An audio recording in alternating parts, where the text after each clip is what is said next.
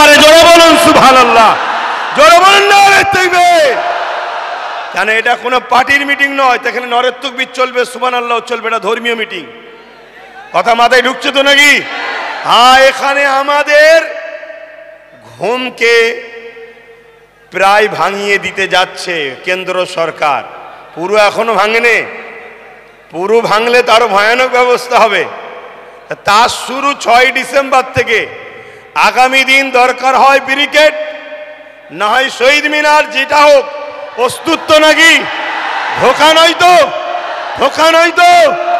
আমি এই লড়াই কিন্তু পুরো বাংলার অলিতে গলিতে করার পর সব ফাইনাল রাজ্যের পক্ষ থেকে এখানে, তারপরে বিভিন্ন রাজ্যে আরো যিনারা করছেন তিনাদের সবাইকে একসাথে হয়ে আমরা প্রয়োজন হয়, বুঝতে পারছেন তো নাকি? প্রয়োজন হয় শুধু সেখানে যাব না, দখল করতে। বিষয়টা নিশ্চয়ই আপনারা দেখতে পাচ্ছেন। ওয়াকাফ বাঁচাও, ওবিসি সংরক্ষণ বাঁচাও, মাদ্রাসা শিক্ষা বাঁচাও। অবশ্যই আমার পূর্বে পীরজাদা বাজিদ আমিন সাহেব আলোচনা করেছেন। তার আগে আমাদের সম্মানীয় শিক্ষক মহাশয় তিনিও আলোচনা করেছেন। একটা কথা মনে রাখবেন, এই যে লড়াইয়ে আমরা নেমেছি, বেঁচে থাকার নামটাই হলো লড়াই করা। বেঁচে থাকতে গেলে লড়াই করতে হবে। আজকে যে বিষয়টা পুরো ভারত জুড়ে চর্চা চলছে সেটা হলো ওয়াকাফ। এই ওয়াকাফ নিয়ে সংক্ষেপে আমি আপনাদের কাছে দুই একটা কথা বলছি। প্রথমে আমি এটা বলি, এই ওয়াকাফ সম্বন্ধে আমার কওমের মুসলিম সম্প্রদায়ের হাজারো লাখো মানুষের জানা নাই ওয়াকাফটা কি। একটু মন দিয়ে শুনবেন ভাই, কেন বিষয়টা আমাদের জানা দরকার। আমরা যদি না জানি, আগামী দিন নতুন করে আবার কিছু গাদ্দার ছদ্মবেশী মুনাফেক আসবে, আপনাদেরকে নতুন করে আবার নিলামে তোলা হবে, আবার ধোকা দেওয়া হবে, আবার বিক্রি করা হবে, আর আপনারা অতি সামান্য পয়সাতে বড় সহজে বিক্রি হয়ে যাবেন। এই জায়গা থেকে দাঁড়িয়ে যদি আপনারা রুখে না দাঁড়ান, টিপ যদি না ধরেন, আমি মনে করি এ কথা বলাটা আমার অপরাধ হবে না। আপনাদের পরের প্রজন্ম, নিউ জেনারেশন, ছেলে মেয়ে বাচ্চা যারা আছে, তারা আপনাদেরকে কখনো মাফ করবে না। এমন যেন মনে হবে যে এই বাচ্চা কোনো মুসলিম ঘরে জন্ম লিয়াটাই অপরাধ করে ফেলেছিল। কেন এদের বাপ দাদুরা, এদের মা বোনেরা, এদের আত্মীয়রা তারা সজাগ সচেতন নয় বলে আজকে বারবার আমরা ঠকতে ঠকতে এমন একটা জায়গায় আমাদের বাচ্চাদেরকে পৌঁছাতে যাচ্ছি যেখান থেকে ঘুরে দাঁড়াবার আমাদের বাচ্চাদের কিন্তু আর উপায় থাকবে না। দুনিয়ায় দুমুঠো খেয়ে বাঁচবে কি, তার থেকে বড় বিষয় দুনিয়ায় এক আল্লাহকে মানতে পারবে কি, প্রফেট মোহাম্মদ রসুলকে মেনে চলতে পারবে কি, প্রকাশ্য কলেমা পড়তে পারবে কি, নামাজ মসজিদে পড়তে পারবে কি, মসজিদে হাইয়া আলাস সালাহ হাইয়া আলাল ফালাহ বলতে পারবে কি, কুরআন পড়তে পারবে কি, মুখে দাড়ি মাথায় টুপি দিতে পারবে কি, মা বেটিরা হিজাব পর্দা রাখতে পারবে কি? এই অস্তিত্বের লড়াইয়ে কিন্তু আজ আমরা নেমেছি। তাই প্রথমে আমাদের জানা দরকার এই ওয়াকাফটা কি। খুব ভালো করে শোনেন, ওয়াকাফ বিষয় যদি আমরা না জানি তাহলে আমাদেরকে বোকা বানাতে খুব সহজ হবে। মনে রাখবেন, ইতিপূর্বে এই দেশে একজন রাজা ছিল যার নাম আকবর। নামটা শুনতে মুসলমান হলো, কিন্তু সে ছিল একটা হতভাগা। কোরআনের বিরুদ্ধে একটা দ্বীন ইলাহি বলে কিতাব বার করেছিল। সে আকবর দেখেছিল আমি সবাইকে বোকা বানাতে পারলো এই খেটে খাওয়া, এই লেবার শ্রেণী, মাথায় টুপি না থাকতে পারে, পরনায় জুব্বা না থাকতে পারে, মাদ্রাসার চৌকাঠে পা না দিতে পারে, কিন্তু এই মুসলিম সমাজকে কোরআনের বিরুদ্ধে নিয়ে যাওয়া এত সহজ ব্যাপার হবে না। এরা গান যাত্রা ফাংশনে চলে যাচ্ছে, এদের অন্যায়, কিন্তু কোরআনের বিরুদ্ধে হাত উঠলে আমি আকবরেরকে, আমার অস্তিত্বকে মিটিয়ে দিতে এই মুসলমান কিন্তু এক পা পিছপা হবে না। তাই হতভাগা আকবর দ্বীনে ইলাহি ঘোষণার আগে বড় প্ল্যান মাফিক কোটি কোটি টাকা দিয়ে মুফতি খরিদ করেছে, মৌলানা খরিদ করেছে, পীর সাহেব খরিদ করেছে, তৎকালীন সময়ে এক শ্রেণীর মানুষ সবাই নয় খরিদ করেছে। তাদের দ্বারা দিয়ে মুসলিম সমাজ যখনই অন্যায়ের বিরুদ্ধে দাঁড়াতে যায় তখনই এই সকল ছদ্মবেশী আলেম উলামা মুফতি মৌলানা গুলোকে তাদের সামনে দাঁড় করিয়ে দেওয়া হয়।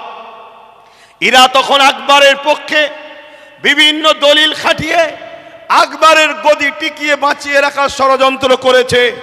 কিন্তু এক মুজাহিদ দাঁড়িয়েছিল, হযরতে মুজাদ্দিদ আল পেসানি, তিনি কিন্তু আকবরের বিরুদ্ধে সংগ্রাম করলো এবং তিনার পক্ষে যারা হকপন্থী আলেম উলামা ছিল তিনারাও দাঁড়ালেন। সংখ্যা অল্প হতে পারে, কিন্তু মুজাদ্দিদ আল পেসানি ফতে হয়েছিলেন। আকবরের নাম নিশানা মিটে গেছে। আজও পৃথিবীর মানুষ কোটি কোটি আকবরের নাম নিশানা জানে না, তার আস্তানা কোথায়, তার দরগা কোথায়, তার কোথায় সমাধি জানে না, কিন্তু মুজাদ্দিদ আল পেসানির কাছে কোটি কোটি মানুষ আজও ছুটে ছুটে যাচ্ছে। কেন? তিনি হকের পক্ষে ছিলেন। তো মনে রাখবেন, কেন্দ্রে যে সরকার আছে আজকের এই জালিম, অত্যাচারী, স্বৈরাচারী, সংবিধান বিরোধী, দেশ বিরোধী, ভারতবাসী বিরোধী এই যে সরকার, এই সরকারও হয়তো আগামী দিন হাজারো লাখো উলামাদেরকে খরিদ করে নেবে। তারা আপনাদের কাছে আসবে, বুঝাবে না কেন্দ্র সরকার তোমাদের ক্ষতি করছে না। তাই আমি জানাতে চাইছি, ওয়াকাফটা কি আগে জানুন। কয়েকটা পয়েন্ট আপনাদেরকে বলবো, এগুলো একটু ধৈর্য ধরে শুনতে হবে। কেননা 4টে বাজতে 5 মিনিট বাকি, আর হয়তো 10-15 মিনিট বক্তব্য হবে। আপনাদের ধৈর্য আছে তো নাকি? হাত তুলে বলুন, আছে তো নাকি? তবে আমি যারা এই ব্যবস্থা করেছে যদি একটু প্ল্যান মাফিক করত, আমার মনে হয় আজকে বিজয়গঞ্জের বাজারের এই প্রোগ্রামটা একটা ঐতিহাসিক প্রোগ্রাম রূপ নিত। যেভাবে মানুষগুলো চতুর্দিকে ছড়িয়ে আছে, যদি সংগঠিতভাবে প্ল্যান মাফিক বসানো যেত তাহলে এই প্রোগ্রামের সৌন্দর্য কিন্তু আরো বহিঃপ্রকাশ হতো। তো যাক, আমরা প্রোগ্রাম সুন্দর করে ভোট লুটতে আসিনি। আজকে কথা শুনছেন, আমরা এসেছি আমাদের নিউ জেনারেশন, আমাদের পরের প্রজন্মকে ধ্বংসের মুখে ঠেলে দিয়ে যেতে পারি না। একজন বাপ হিসাবে, একজন ভাই হিসাবে, একজন চাচা হিসাবে, একজন বন্ধু হিসাবে, একজন সন্তান হিসাবে আপনাদেরকে বুঝাতে এসেছি, ওয়াকাফ অফ করা, উৎসর্গ করা, মানুষ তার নিজের ব্যক্তিগত সম্পদকে খুশি করে আল্লাহর রাহে উৎসর্গ করে। এই উৎসর্গ করার অনেক কটা পন্থা আছে। এই উৎসর্গ করা, দান করার অনেক পন্থা আছে। যেমন একটা হলো মৌখিক উৎসর্গ করা, হেবা করা, দান করা মৌখিক, যে আমার এই সম্পদ আমি বিজয়গঞ্জের ওই বাজার মসজিদকে আমি দান করে দিলাম। এই হেবা আজকের দিন পর্যন্ত ইসলাম শরিয়াতেও জায়েজ এবং আমার দেশের সুপ্রিম কোর্ট পর্যন্ত রায় দিয়েছে মৌখিক হেবা চলবে। কেন্দ্র সরকার এই মৌখিক হেবার সম্পদগুলোকে ঝেড়ে নিবার একটা নতুন ষড়যন্ত্রের বীজ রোপণ করছে। কথা মাথায় ঢুকছে? সে বলবে কাগজ দেখাও, 800 বছরের মসজিদ কাগজ দেখাও, 900 বছরের মসজিদের কাগজ দেখাও, 1000 বছরের মসজিদের কাগজ দেখাও। চিরামান মসজিদ কেরলে 1400 বছর পুরাতন, কাগজ দেখাও। কেরলে গুজরাটে 1300 বছরের মসজিদ, কাগজ দেখাও। কথা মাথায় ঢুকছে? তাহলে হেবা করার, দান করার, অফ করার পদ্ধতি আছে। আমার কথা মাইকে বুঝছেন? একটু মন দিয়ে শুনুন ধৈর্য ধরে।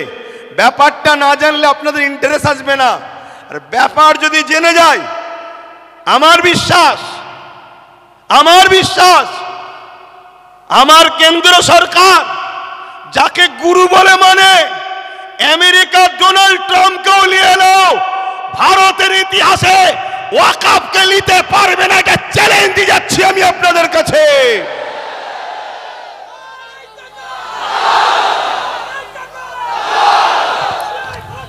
কেন? ডোনাল্ড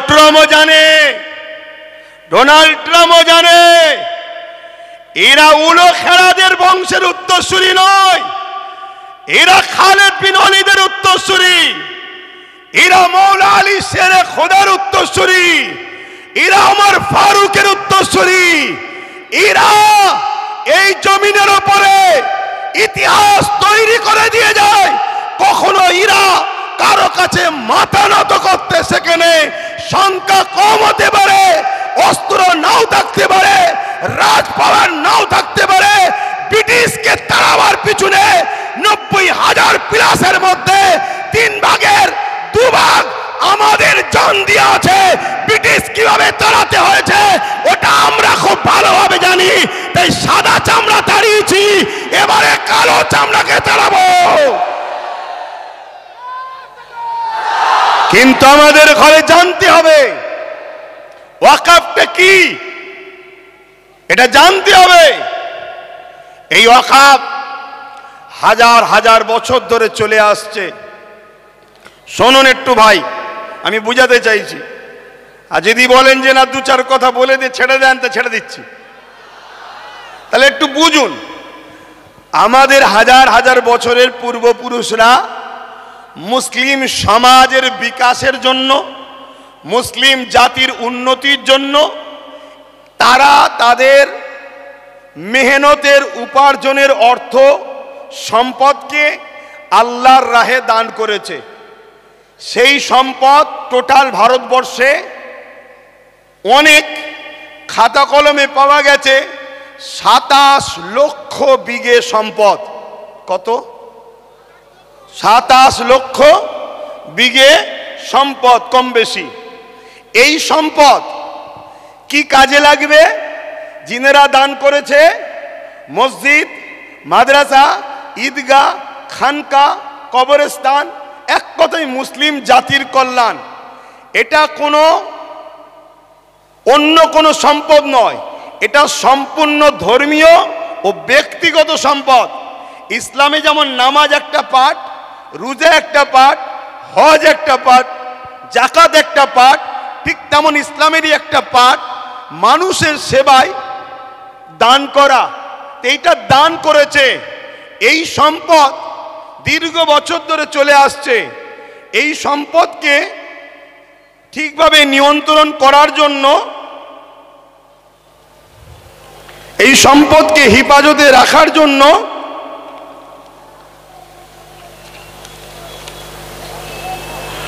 সর্বপ্রথম ভারতবর্ষে 1954 প্রথম একটা আইন তৈরি করা হয়। কংগ্রেস পিরিয়ড চলছিল।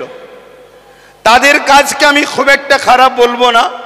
তারা চেয়েছিল যাতে করে একটা বোর্ড তৈরি হোক, কমিটি তৈরি হোক, যাতে করে ওয়াকফগুলো নয়-ছয় না হয়ে যায়, দানকৃত সম্পদ প্রতিটা জায়গায় যেন যায়। তারা বোর্ড তৈরি করলো ঠিকই, কিন্তু ব্যবহারের জায়গায় ঠিকভাবে চলছিল না। তাদের ইচ্ছা ছিল ভালো, কিন্তু কিছু অশুভ লোক ঢুকে যাওয়ার জন্য ওই ওয়াকফের অর্থ লুট হতে শুরু হলো। তারপরে এই ওয়াকফকে 1995-এ আরেকবার সংশোধন করা হলো। সেই সংশোধনে আরো সুন্দর করে যাতে করে এই ওয়াকফকে হেফাজত করা যায় তার জন্য ব্যবস্থা করা হলো। এরপরে এই 77 বছর আইন তৈরি হয়েছে, ওয়াকফ হেফাজতের জন্য বোর্ডও হয়েছে, সুন্দর সিস্টেমও হয়েছে, কিন্তু দুঃখের বিষয় যারাই নেতৃত্বে যায়, যারাই দায়িত্বে থাকে, তারাই সরকার আন্ডারটেকিং, সরকারের নিয়ন্ত্রণের লোক যায়। তাই ৭৭ বছর ধরে কম বেশি সব গভর্নমেন্টই এই ওয়াকাফের টাকার মধু চেকেছে। তার মানে আমাদের সম্পদ ঝেড়ে খেয়েছে। খোলা কথা, আপনাদের অসুবিধা হচ্ছে? আমাদের সম্পদের টাকা সবকটাই ঝেড়ে খেয়েছে। কিন্তু হঠাৎ করে বিগত 10 বছরও কেন্দ্রে যে সরকার আছে সেও ওয়াকাফের টাকার মধু খেয়েছে। কিন্তু একটা প্রশ্ন, হঠাৎ করে এই ওয়াকাফকে কেন আইন করে নিজেদের কবজায় নিবাস ষড়যন্ত্র করছে, এটা আমাদের ভাবতে হবে। এই জায়গাটা হলো পয়েন্ট। তার আগে আমি আপনাদের বলি, আমার রাজ্যে যিনি বর্তমান সরকার আছে, আমার রাজ্যে যিনি বর্তমান ক্ষমতায় রয়েছে, ইনি সাচার কমিটির রিপোর্ট অনুযায়ী আমাদেরকে কি ওয়াদা করে এসেছিল, ইনার আগে যে বাম সরকার ছিল সেই বাম সরকার নাকি 20,000 কোটি টাকা ওয়াকফ সম্পত্তি লুটপাট করেছে। অতএব আমি যদি ক্ষমতায় আসি মুসলমানদের ওয়াকফ উদ্ধার করে দেবো। এটা বলেছিল না বলেনি? হাত তুলে বলবেন বলেছে না বলেনি? হাত তুলে বলেন বলেছিল না বলেনি? এই ওয়াদা করেছিল। আরো অনেক ওয়াদা, 10,000 মাদ্রাসা, ফুরফুরা শরীফের রেল, ইটা সিটা বাড়িতে বাড়িতে, মানে দুনিয়া যা ফেঁকার ফেঁকেছিল আর আমরা মূর্খর মতো নিয়েছিলাম। ওটা ছেড়ে দেন, আমি একটা টপিক নিয়ে আলোচনা করছি। তাহলে ইনি বলেছিলেন উদ্ধার করে দেবো, কিন্তু উনি এসেছেন 2011, আজকে 24, দীর্ঘ 13 বছর প্লাস হতে যাচ্ছে। কিন্তু দুঃখের সাথে বলতে হয় একটা সম্পদও উদ্ধার হয়নি। আমি 2013-14 থেকে আন্দোলন করছি যে ওয়াকফকে ফিরিয়ে দিতে হবে, ওয়াকফকে হেফাজত করতে হবে। রাজ্যে যে সরকার আছে তিনি একবার বেগম রোকেয়া রিসার্চ সেন্টার ওয়াকফ ভবন বলে একটা শিলান্যাস করেছিল। ওই শিলান্যাসই হয়েছে, একটা পর্যন্ত এখনো ইট গাঁথা হয়নি। কেন? সব সেটিং মাপে চলছে। এদের সবার বাপ, সবার মাথায় মনে রাখবেন আরএসএস বসে আছে। অতএব সমস্ত সম্পদকে আরএসএস এর ফান্ডে দিতে হবে, এটাই হলো ইনাদের মূল পরিকল্পনা। কেন? পুরো দেশ এখন কোন জায়গায় মোদি বসতে পারে, কোন জায়গায় শাহ বসতে পারে, কোন জায়গায় মমতা বসতে পারে, কোন জায়গায় অন্য কেউ দিল্লিতে অন্য কেউ নামে বসতে পারে। কিন্তু মনে রাখবেন সবার মাথাতে এই আরএসএস বসে আছে। তাই আরএসএস এর বিনা হুকুমে এরা কখনো কিছু করতে পারবে না। তাই ওয়াকফ ভবন তো শিলান্যাস হলো, কিন্তু টাল বাহানায় ওয়াকফকে রেজিস্ট্রেশন করা, তুলে আনা এমন কোনো ব্যবস্থা করলো না। এবং মনে রাখবেন আজকে এই আইন করার পিছনে উদ্দেশ্যটা কি? এই আইন করার পিছনে উদ্দেশ্য হলো, এখন দেখে দেখে অনেক বিষয় পড়তে গেলে অনেক সময় লেগে যাবে। ৭৭ বছর ধরে কম বেশি সবাই খেয়েছে, এই টুকটুক টুকটুক করে সবাই খেয়েছে। কেন্দ্র সরকার চাইছে টুকটুক করে খেয়ে লাভ নাই, সব তো আমার হাতে, সব তো আমার হাতে। প্রধানমন্ত্রী আমার, স্বরাষ্ট্রমন্ত্রী আমার, সব আমার। কোর্টকে আইন অবশ্যই সম্মানের, কিন্তু কোর্টের মধ্যে অনেক জজও আমার, লয়ারও আমার। প্রেসার দিয়ে অনেক কিছু করে নেব। তার প্রমাণ হলো 1.5 ঘন্টার মধ্যে সাম্বালের মসজিদের জন্য আদেশ চাইল, সঙ্গে সঙ্গে দিয়ে দিল। অথচ আমার কলিকাতার সেই বোনটা কোথায়? আরজি করেন কোথায়? আরজি করেন। আজকে সেই বোন ইনসাফ পেল না। 1.5 ঘন্টার মধ্যে মসজিদের তলায় কি আছে খোঁড়ার জন্য রায় পেয়ে যায়। এটা কি সেটিং ছাড়া অন্য কিছু হতে পারে? এটা সেটিং ছাড়া অন্য কিছু হতে পারে?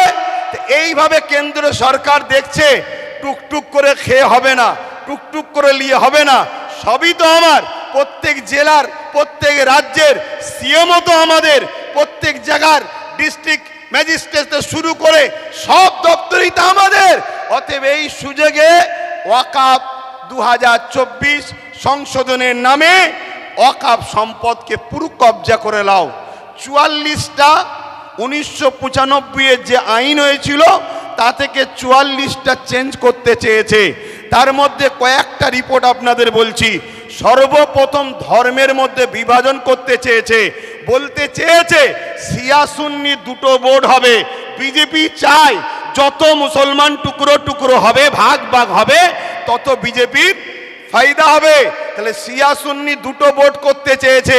যারা বলে এক দেশ এক ভাষা এক ভোট, তারা আবার হঠাৎ করে ওয়াকফকে দুটো ভাগ করছে কেন?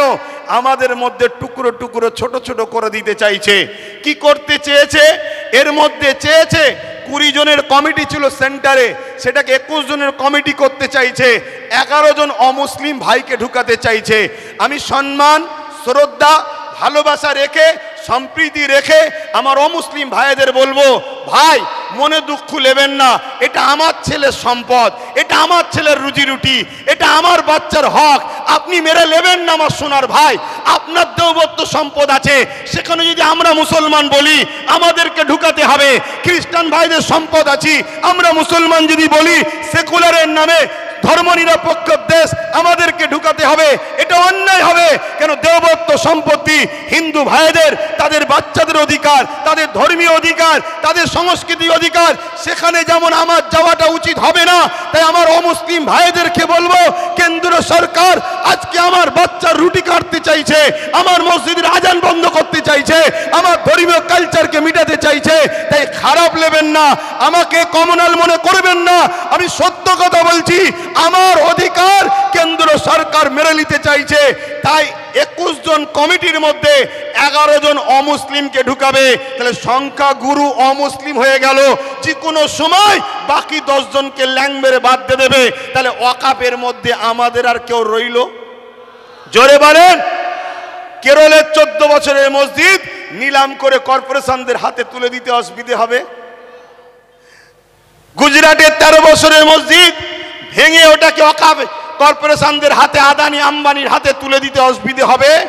এভাবে স্বাধীনতার আগে যত ঐতিহাসিক মসজিদ, মাদ্রাসা আছে, কবরস্থান আছে, সবগুলোকে মিটিয়ে দিতে চাইছে। কেন মিটাতে চাইছে? এটা প্রশ্ন তো। এক তো লোভ, অর্থ, টাকা, আমাদের উপরে হিংসা, এগুলো তো ইত্যাদি। কিন্তু বাস্তবটা শুনুন, বাস্তব বলে এটাই। এনআরসি এনপিআর করে মুসলমানদের ধরে বিদেশি বলে তাড়াবার চেষ্টা করেছিল। আফগানিস্তান, পাকিস্তান, বাংলাদেশ বিভিন্ন রাজ্য থেকে অমুসলিম ভাইরা এলে তারা নাগরিকত্ব পাবে, মুসলমানরা পাবে না, এই বলে বিভাজন করতে চেয়েছিল। সেই জায়গায় আমি বলেছিলাম অবশ্যই দিন কোনো আপত্তি নাই। কেন? আমি বুক ঠুকে জানি বাংলাদেশ থেকে কোনো মুসলমান ভারতে আসেনি, পাকিস্তান থেকে কোনো মুসলমান ভারতে আসেনি, আফগান থেকে কোনো মুসলমান ভারতে আসেনি। তাই আমাদের নাগরিকত্ব দিবার প্রয়োজন নয়। আমরা ছিলাম, আমরা আছি, আমরা যে এখানকার প্রমাণ দেবো কি করে? ওই যে কেরলের 14 বছরের 1400 বছরের মসজিদ বলে দিচ্ছে 1400 বছর ধরে ভারতে মুসলমান ছিল, আজান ছিল, একামত ছিল, নামাজ ছিল। ওই যে গুজরাটের 1300 বছরের মসজিদ বলে দিচ্ছে ভারতবর্ষে মুসলমান ছিল 1300 বছর ধরে, আজান ছিল, নামাজ ছিল। তাই ঐতিহাসিক মসজিদগুলোকে বিরান করে, কবরগুলোকে বিটিয়ে দিয়ে এরা সমাজকে দেখাতে চাইছে মুসলমান এদেশে নতুন করে এসেছে, তবে তো এনআরপি করে, এনআরসি করে আমাদের তাড়াতে সুবিধা হবে। কথা বুঝছেন না, বোঝেন না? তাহলে একদিকে যেমন এটা আমার ধর্মকে মিটাবার ষড়যন্ত্র, অপরদিকে এর পিছনে পুরো ভারতের মুসলমানদের ঘরে নাগরিকহীন করে এদেরকে গণহত্যা করার একটা ষড়যন্ত্র চলছে। মনে রাখবেন, এই জায়গায় আমাদেরকে জীবনের শেষ নিঃশ্বাস দিয়ে হলো আমাদের ওয়াকফ, আমাদের মসজিদ, আমাদের মাদ্রাসা, আমাদের কবরস্থান। কেন? আমি বুক ঠুকে জানি বাংলাদেশ থেকে কোনো মুসলমান ভারতে আসেনি, পাকিস্তান থেকে কোনো মুসলমান ভারতে আসেনি, আফগান থেকে কোনো মুসলমান ভারতে আসেনি। তাই আমাদের নাগরিকত্ব দিবার প্রয়োজন নয়। আমরা ছিলাম, আমরা আছি, আমরা যে এখানকার প্রমাণ দেবো কি করে? ওই যে কেরলের 14 বছরের 1400 বছরের মসজিদ বলে দিচ্ছে 1400 বছর ধরে ভারতে মুসলমান ছিল, আজান ছিল, একামত ইমামত ছিল, নামাজ ছিল। ওই যে গুজরাটের 1300 বছরের মসজিদ বলে দিচ্ছে ভারতবর্ষে মুসলমান ছিল 1300 বছর ধরে, আজান ছিল, নামাজ ছিল। তাই ঐতিহাসিক মসজিদগুলোকে বিরান করে কবরগুলোকে মিটিয়ে দিয়ে এরা সমাজকে দেখাতে চাইছে মুসলমান এদেশে নতুন করে এসেছে, তবে তো এনআরপি করে এনআরসি করে আমাদের তাড়াতে সুবিধা হবে। কথা বুঝছেন না, বোঝেন না?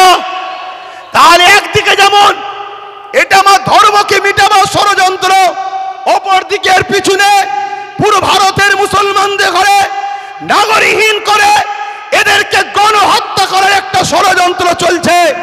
মনে রাখবেন, এই জায়গায় আমাদেরকে জীবনের শেষ নিঃশ্বাস দিয়ে হলো আমাদের ওয়াকফ, আমাদের মসজিদ, আমাদের মাদ্রাসা, আমাদের কবরস্থান, আমাদের ঐতিহ্য আমাদেরকে বাঁচাবার জন্য সংগ্রাম করে যেতে হবে। এতে আপনারা তৈরি আছেন না নাই বলুন? তৈরি আছেন তো নাকি? আর মনে রাখবেন, কেন্দ্রে আজকে যে সরকার আছে, কাল বেটা মরে যাবে, অন্যজন আসবে, পরশুদিন আবার কেউ চলে যাবে, অন্যজন আসবে। কত সরকার এসেছে, কত সরকার চলে গেছে, কত রাজ্য এসেছে, কত চলে গেছে। কিন্তু মনে রাখবেন, এ দেশের একটা সংবিধান আছে, এ সংবিধান আমাদের ছিল, আছে, থাকবে। সংবিধান বলছে 1947-এ সংবিধান জানিয়ে দিয়েছে ভারতবর্ষের যেটা মন্দির, মন্দির থাকবে, যেটা মসজিদ, মসজিদ থাকবে, যেটা গুরুদুয়ার, গুরুদুয়ার থাকবে, যেটা চার্চ, চার্চ থাকবে, যেটা সনাতন ভাইদের যা যেটা যেটা ছিল 1947 থেকে ওটাকে আর চেঞ্জ করা যাবে না, ওটা ওরকমই থাকবে। তাই এই আইনকে সামনে রেখে আমি বলতে বাধ্য হচ্ছি, কেন্দ্র সরকার শুধু ইসলাম মসজিদ মাদ্রাসার বিরুদ্ধে নয়, কেন্দ্র সরকার আমার দেশের সংবিধানের বিরোধী লেগেছে। অতএব সংবিধান আগে না কেন্দ্র সরকার আগে? জোরে বলেন, জোরে বলেন। তা সংবিধানকে বাঁচাবার স্বার্থে কেন্দ্র সরকারের বিরুদ্ধে আমাদেরকে বুকে তাজা খুন দিয়ে হলো লড়াই করতে কারা পারবে? এখানে শেষ না চলবে, লড়াই এখানে শেষ না চলবে। এই লড়াইয়ের দুটো পন্থা আছে। একটা পন্থা হলো সংবিধান অনুযায়ী, সংবিধান যেভাবে রাইট দিয়েছে, সংবিধানের বাইরে গিয়ে আমি তাহলে নাই। সংবিধান অনুযায়ী কলিকাতার রাজপথ ধরে এই আন্দোলন পুরো দরকার হয়, একেবারে যেভাবে দখল নিয়েছে ওভাবে দখল নিতে হয়, লিয়া হবে। ঠিক আছে না বেঠিক? এক কথা বলেন, দরকার আছে না নাই? তো মনে রাখবেন, এই লড়াই চলবে, কিন্তু সংবিধানের ডায়েরির মধ্যে থেকে, সংবিধানের আন্ডারে থেকে, সংবিধানের বাইরে গিয়ে নয়। আর একটা কথা বলি, আপনারা বোকার মতো ছুটবেন না। ওই জায়গায় বললাম, চোর ভিড়ে ঢুকে বলছে চোদ্দার চোদ্দার চোদ্দার। যারা আন্দোলন করছে বিগত দিন তাদেরকে দেখা গেছে, যারা ওয়াকফ ঝেড়ে খায় তাদের মুখে মুখ দিয়ে গুজুর গুজুর করেছে। আমার একটু ভাষা খারাপ ভাই, কারণ আমার ছেলে শুকিয়ে আছে, তো আমার ছেলে তো খেতে পাই না, আমি তো গার্জেন, আমার বাচ্চা শিক্ষা পাই না, আমার বাচ্চা গরিব, আমার বাচ্চা কলকাতায় হোস্টেল পাচ্ছে না, পড়তে পারছে না। অথচ কলকাতায় 33 খানা এতিমখানাকে দখল করে রেখেছে শাসক। 33 খানা এতিমখানা রয়েছে কলকাতায়, ভিআইপি জায়গা রয়েছে। ওই জায়গাগুলোতে সব বিভিন্ন প্রমোটিং হয়ে যাচ্ছে, কোটি কোটি টাকা লেনদেন হচ্ছে রাজ ক্ষমতার জোরে। এমনি বলিনি যে রাজ ক্ষমতা দরকার, এমনি বলিনি রাজ ক্ষমতা দরকার। আরে আব্বাস সিদ্দিকী আসবে না, ওই নওশাদকে দিয়েছে, ওটাই থাকবে তোদের সাথে। আমি আমার যেটা করছি করব, কিন্তু তোমাদেরকে ভাবাচ্ছি, তোমরা ভাবো, তোমরা ভাবো। আজকে বিধানসভায় এতগুলো তো মুসলিম এমএলএ রয়েছে, এমপি রয়েছে। এই গত কদিনে, এই গত পরশু দিনে আলোচনা হয়েছে, কারো মুখে কথা নেই। তোমাদের নওশাদ, তোমাদের, এ ভাঙড়বাসী, তোমাদের নওশাদ, তোমরা গর্ব করো, তোমাদের নওশাদ। তোমাদের এই ভাঙড়ে পাওয়ার গ্রিগেড যখন তৈরি হয়, 3 বিঘে ওয়াকফ জায়গা ছেড়ে নিয়েছে। আমি বলে যাচ্ছি, মিলিয়ে নাও, 3 বিঘে ওয়াকফের জায়গা পাওয়ার গ্রিডের নামে নিয়েছে। পাওয়ার গ্রিডের প্রয়োজন আছে না নাই ভাঙড়বাসী জানে, ও বিষয়ে যাচ্ছি না। আরো জায়গা আছে তো, কিন্তু ওয়াকফ নিবি কেন? কথা বুঝে আসছে? আমি একটা ছোট্ট কথা বলবো। অনেকে বলতে পারে নওশাদ কি করলো, আমি একটা কথা বলবো, ওর আমি বড়, আমার ধর্মীয় হিসাব অনুযায়ী ও আমার জুতো ঘুরিয়ে দিতে হবে। ওর বড় ভাই আমি, সম্মানের দিকে। কথা বুঝে আসছে? আমি ওর নাম করতেছি নি। আমি একটা ছোট্ট কথা বলবো, ভাঙড়ে এয়ারপোর্টের নামে জমি নিতে গেছিল, জানেন তো? নিতে পেরেছে? এটা তোমরাই তোমাদের নিজেদের তকদিরকে, আল্লাহর হুকুম তো বটে, করেছো ভালো। কি যদি ও না থাকতো, অন্য কেউ থাকলে একদিন সই করে জমিলে লাখ লাখ হাজার হাজার মুসলমানদের ঘরে উচ্ছেদ হয়ে যেত। কথা মাথায় ঢুকছে? কিন্তু ওই নেশার ঘোর এখনো কাটেনি। শুধু একটাই করো, যেখানে মুসলমান গ্রুপ বেশি হয় কেস দিয়ে তুলে দাও, নাই ভোটাভুটিতে ভাগ করে দাও, আর না হয় জমি অধিগ্রহণের নামে কেড়ে নাও। তো ভাই আমি আর কথা বাড়াবো না। আগামী দিন আপনারা আমার সাথে আছেন তো নাকি? কথা বলুন, আছেন তো নাকি? একেবারে সত্য হাত তো এটা, একদম কোনো ধোকা নয় তো। অনেক কষ্ট করে যেতে হবে গাড়ি